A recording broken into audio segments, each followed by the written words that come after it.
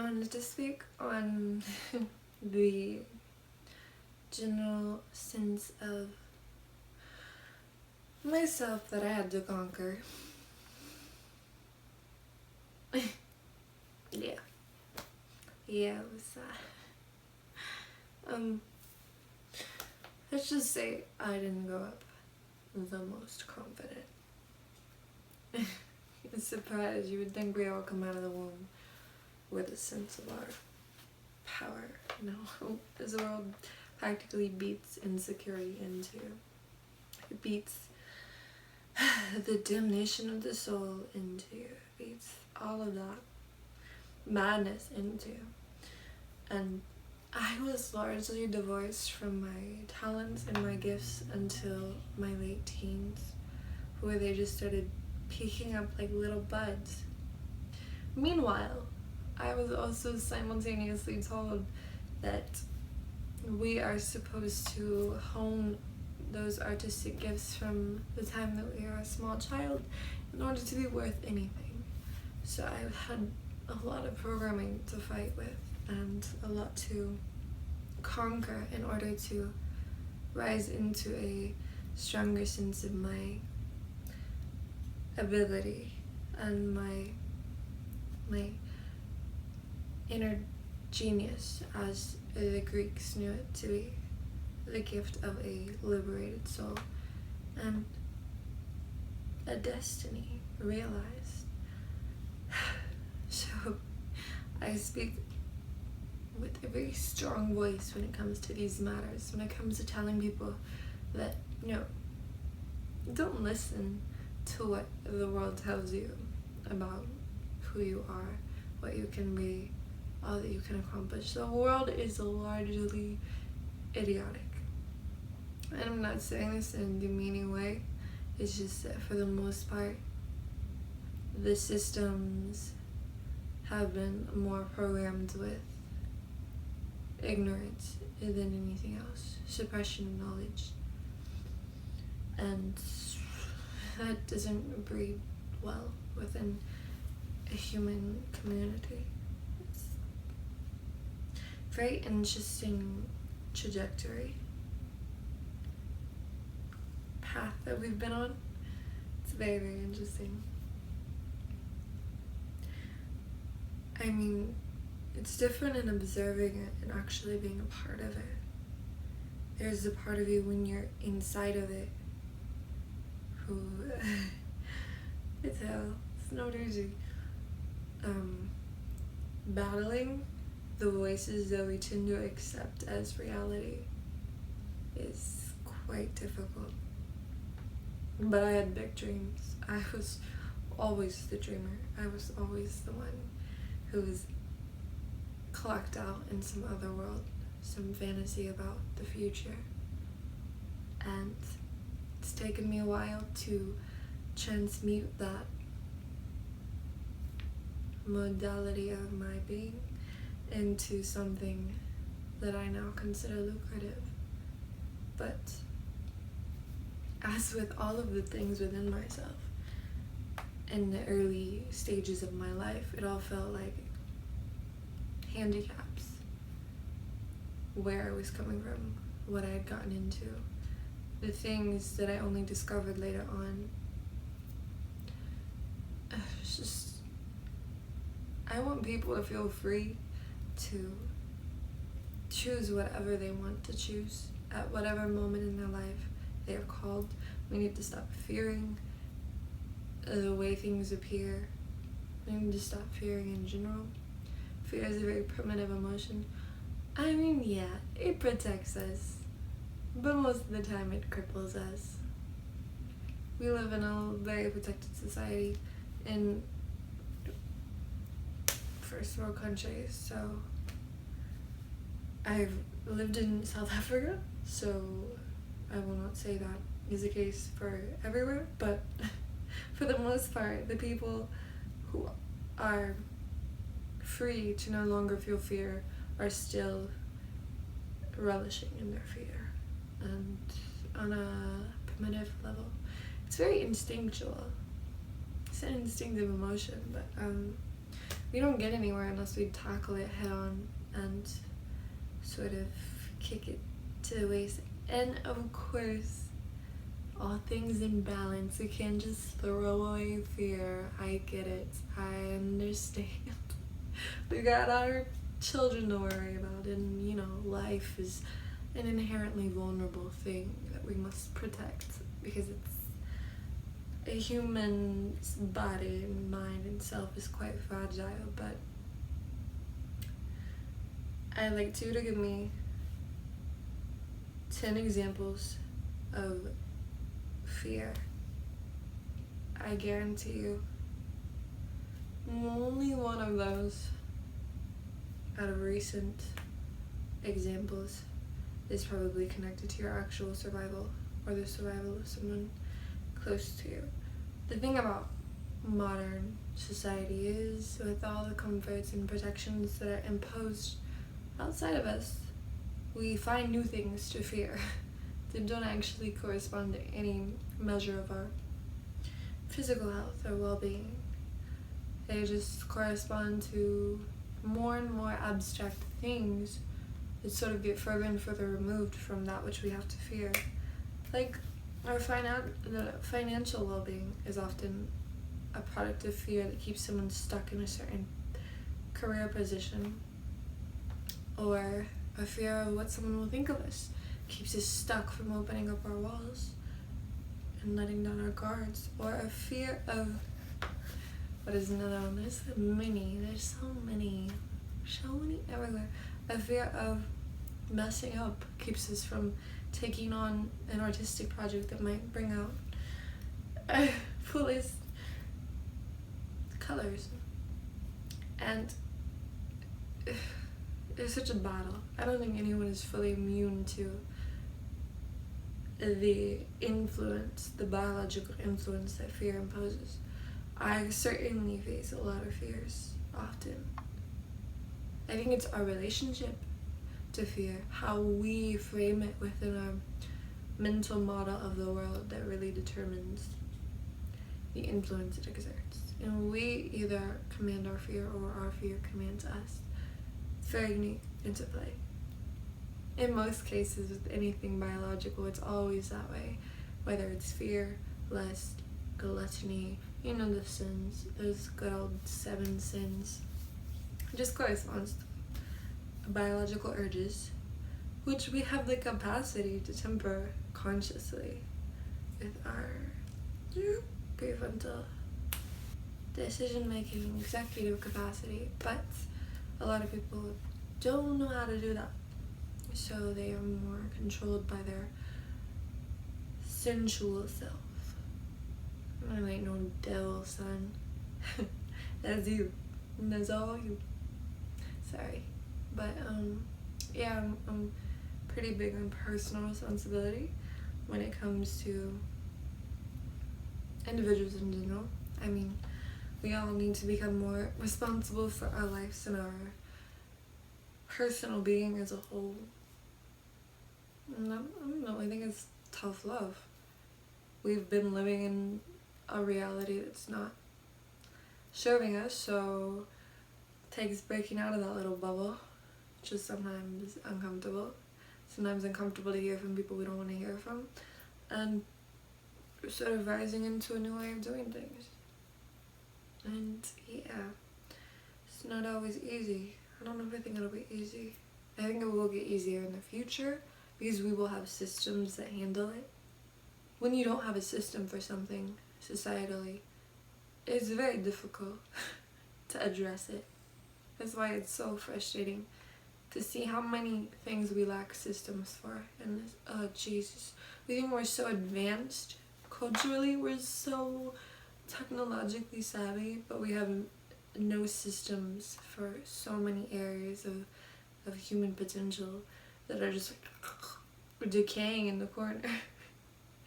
And we're just like, yeah, technology, shove it up my ass. You know, same old thing. We get so excited by the glitz and glamour of technology and info sharing and connectivity that we completely neglect the areas that really need attention in order for us to actually advance.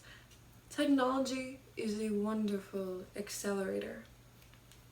Beautiful, brilliant accelerator. In fact, that's the very definition of it in certain ways, technology as accelerating force. But when you are accelerating the development of a malnourished culture, it's only going to get more and more, depraved. I think that's the second time I made that face. But yeah, it's like, it's an accelerator and it's an augmenter. So it augments. And when you augment an imbalanced, malnourished, sort of cuckoo culture, it just blows up in your face. Everything becomes that much more apparent. I mean, all the things that we're seeing now have always been there.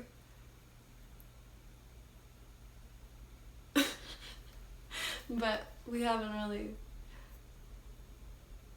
had any place to observe them. These abstract things that are suddenly coming to our awareness, coming out of the dark. Like, jeez, it's a lot to process at times. I appreciate tech. I appreciate its aesthetic. I very much like technological aesthetic, like the whole futuristic cyborg, lots of gold, not gold, but metallic chromatic colors and super sleek looking modern aesthetic land.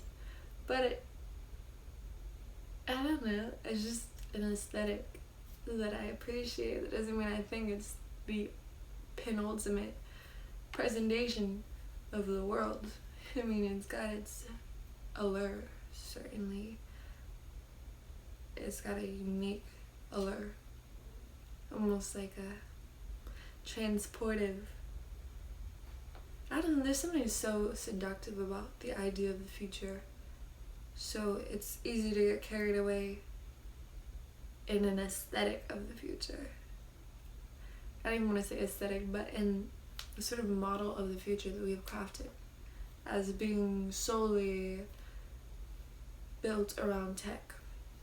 And that's what the aesthetic has. I don't know why I keep saying aesthetic, but when I see it, I see an aesthetic. That's what the atmosphere of this model of the future has become. This almost hyper augmented technological wonderland where everybody's plugged in and neurally linked and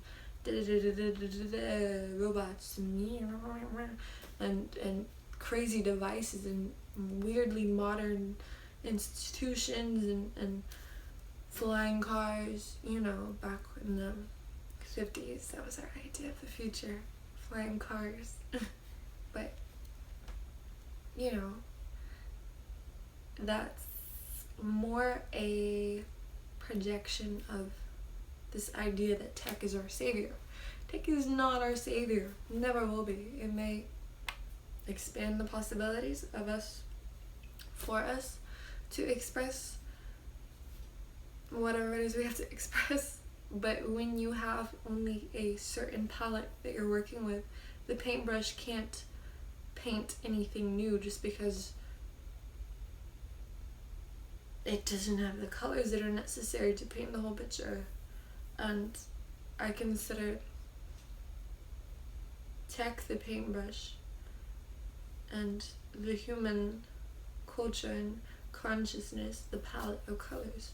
So if we're only working with brown, gray, blue, and green, I don't know why I chose those colors, but no matter how much we paint that picture or how many different bigger brushes we get, we're still not going to change the fact that we don't have the red of love, or that we don't have the purple of mysticism. We can't just make the brush bigger and bigger or more refined and just bring it into life. We can't do that. It doesn't work. Brushes don't automatically give birth to paint just because they are more high-tech. We need to focus on the paint colors. Colors, man, colors. The palette. We need to focus on what is it that we're missing? How can we change that? What can we address that will not supplant it, but draw that in? Because we can create more colors. We have a pretty good base that we're working with. And we have a lot of brushes once we do get the colors. And we're just go, ooh, big picture all at once. And we've got super refined painters that can just, you know, once we have the colors, then the picture will be painted much better than we could have ever imagined. It's what's a puzzling enigma, and all of existence puzzles me like this because it's weird and fascinating and weirdly fascinating. Yeah, I mean, it just doesn't really present itself as anything but an enigma. Because here are these strange forces. When I start to talk about it, it makes me feel really surreal is the best way I could put it. Like juxtaposed into a strange land. I don't know why the things are the way they are, but we can become aware of that and explore deeper, become more curious about it. I had a curiosity the other day. Basically went like, why is it that existence is what it is? Why is it that we're on the backdrop of all these planets in this massive universe, multiverse, etc.? Why do the cosmos look the way they do? And I don't mean scientifically why do they look the way they do. That can be answered surely. But why is it that we're on planets? Why is reality like this? Why is it designed like this? What makes it like this? And no, again, I'm not asking this from a scientific perspective. I don't need to know the constituents of existence. It's fine, it's all good and dandy. But why? Is there a why? I can't even ask. Or, I mean, why is it that we're floating in the middle of space? What if we were somewhere entirely other and space wasn't what it is? What if space wasn't filled with giant forces of hydrogen, helium, stars, and you know, creatures and things and planets and mechanisms and orbits and forces of constant gravitational pull and collapse and awakening, collapse and creation and destruction and primordial madness? Why? Why can't we just be in a box? I mean, it sounds crazy, but we take everything for granted. We take reality for granted. We take existence for granted. But why is it like this? I just find it weird. Why is it this design out of all the possible designs that could have been birthed into being? And surely we could chart the birth of the universe and say it happened like this, da da da da, therefore it's only like this. But it's more like a limited causality to make that connection, to say it's only this way because it happened like this. Okay, it happened like that, but what made it happen? Or why is it that it happened like that in separation from all the other different possible happenings? And do we know if there are other possible happenings? And is this the only branch? Is this only here because it was chance? And no. Do not confuse this for me pondering on the meaning of life. I find the meaning of life to be a more fluid, ever-changing thing. I am pondering more on the design of things. Why do we have to be... I don't know, does space ever bore you? Or the idea that it is just one thing, that it's not a multiplicity, that it's so stuck in its existence. I mean, it's a very nice place, I'm sure. Space. Cool. Very cool. Very pleasing. Very cool. Cool. Very cool. Literally. Freezing. But, I mean, why? And once we start asking why about that, we can start asking why about things like human societies and, you know, micro things, because really they're micro in the scheme of the universe, multiverse, etc. Quite micro.